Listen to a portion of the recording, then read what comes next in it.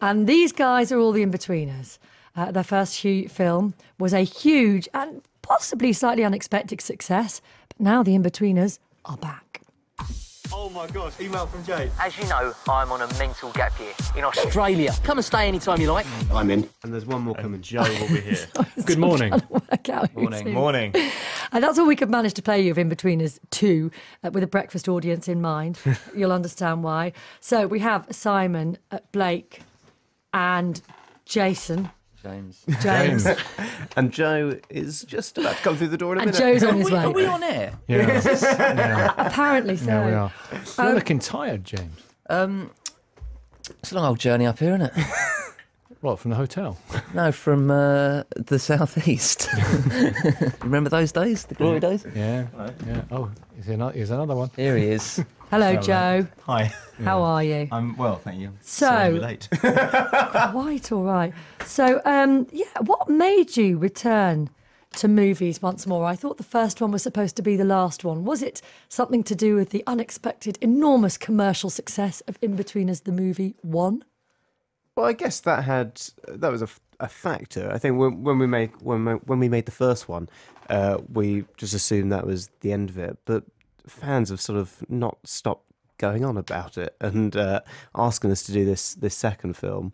And then Ian and Damon, who are the writers, showed us a script they'd written sort of on spec, and it was so good that we felt like we didn't have a choice. So, Blake, you arrive from outer space and land on Earth, and somebody tries to explain the Inbetweeners. How would you define it?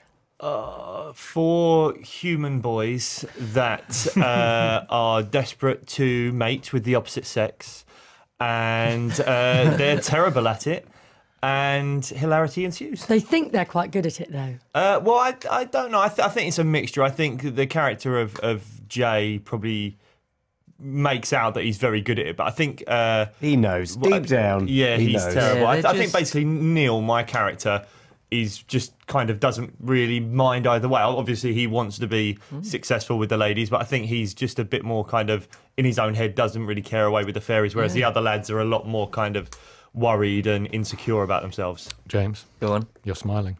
No, I was just, it's really childish. I was just laughing at Blake saying he doesn't mind either way about the, anyway. And that's the classic gags that we had.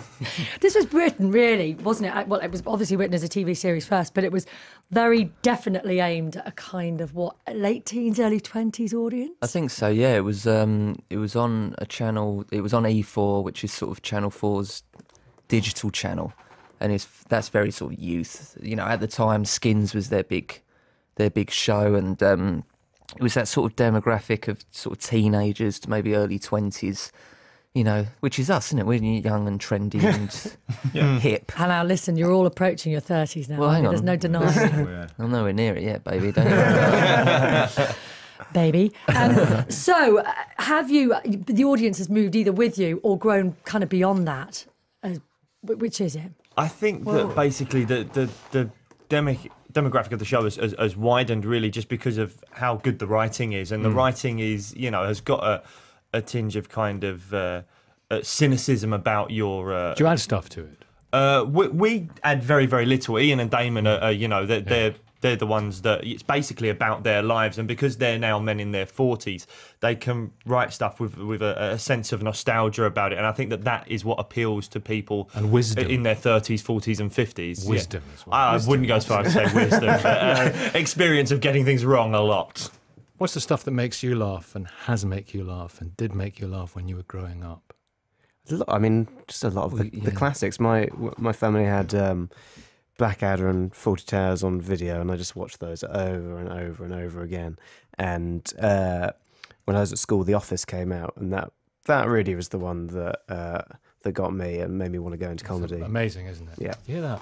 When I was at school, I know. The Office. I know. I feel. It's the comic timing of it all. I mean, seeing great comic timing is inspiring for guys like you. Absolutely. I mean, Definitely, yeah. The Office also had that kind of laughing at a prosaic life as well, a life that is basically fairly suburban and not really meaningful to anyone other than the people living it. I think the Inbetweeners kind of has that. No one really knows who these four lads are. They're just kind of, they're average, and I think that's there's something quite British about Elevating that. the mundane. Yeah, it is. Yeah, absolutely. I mean, I think yeah, that's. I mean, their episodes, the titles of things called like Will's birthday, or you know, they're just these very ordinary things. Remember that shot in the office of just the photocopier going, ka-ching.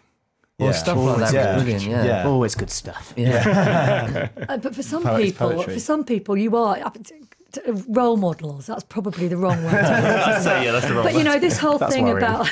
about the laddish culture that we see and young women as two-dimensional sex objects, and then you read stories in the papers about videos coming out of places like Magaluf involving young people. I'm sure you know the kind of stories I'm referring to. Yeah, we did. I mean, you know, we did. We read that story and we thought about that. I mean, we sort of decided that probably the Inbetweeners probably wouldn't even have made it to that bar. They'd be lost, sort of wandering the streets of Magaluf, just with each other, having failed to get in or having got kicked out somewhere or not being cool enough to be there. I mean, I don't think the Inbetweeners really celebrates that sort of culture at all, to be honest. I mean, that's the sort of culture that one of the four characters wants to be involved in, and even he isn't involved in it because he's too scrawny and weird-looking and inadequate ultimately and strange. deep down too nice, despite his bravado. He's too nice to be a part of that kind of stuff. And also the women in the Inbetweeners that are our kind of the girls that we're trying to get with, they normally are the ones that hold all the power. They're actually more like the alpha in the relationship, you know, and the men are always the beta. Well, listen, just a couple of texts. Get a grip, 5 Live. I'm 56. I love the Inbetweeners. That's from Mike. I'm well into my 50s. I love the Inbetweeners. That's Glenn in Stockport. Saga Cruises. That's what you're heading for. I think the thing is, I think that's James brought up Skins. good fees. I'll tell you. Absolutely, yeah. Get I mean, out I think on the it's boat. better for older. I think it's about cynicism, I think, ultimately. Well, that's what it is. I mean, everyone can either remember being like that or is being like that.